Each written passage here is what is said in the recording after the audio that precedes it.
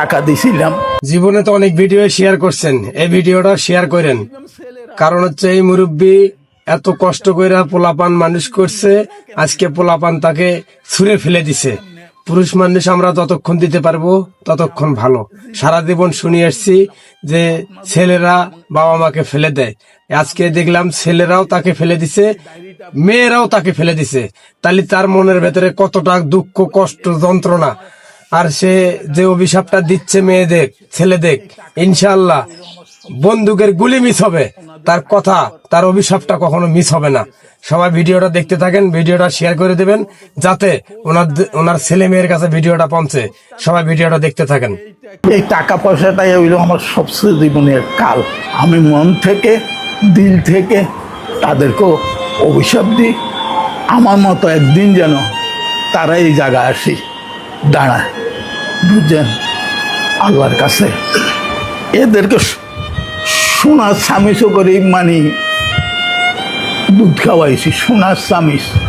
বুঝছেন, এত বেশি ভালোবাসছ না তোমারে, এরা জীবনে বহুত কষ্ট দিব। আজ সেই কথা, তাদের কথাটা আমি অক্ষরে অক্ষরে পাইছি। আমার ভাবিরা কইতো খুব ভালো রাখছে, যে কদিন আল্লাহ বাঁচি থাকি এই আমি এইখানে থাকবো। আমার ছেলে মেয়ে, আত্মীয় স্বজন কাকেও যেন আমার লাশ শুইতে না দেয়, শোয়ার কারো কোনো অধিকার নেই, একমাত্র ইয়ানের মানুষেরই আছে আমার লাশ শোয়ার অধিকার। আমার সন্তানদেরকে আমি এইটাই বলবো যে দেখো, আমার সাথে তোমরা যারা যা করছো এটার ফল তোমরা পাইবা। এইটার ফল আল্লাহ তাআলা, আমি দিল থেকে বলি রাখছি, এইটার ফল আল্লাহ তোমাকে দিবে, একদিন না একদিন দিবে। এটা ফল তোমরা ভোগ করতে পারবা।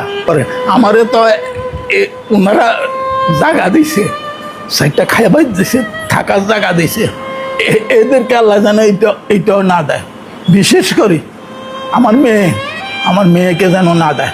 শেষ দুনিয়াতে আমার কষ্ট পাইবে যে কি করলাম আর কি পাইলাম।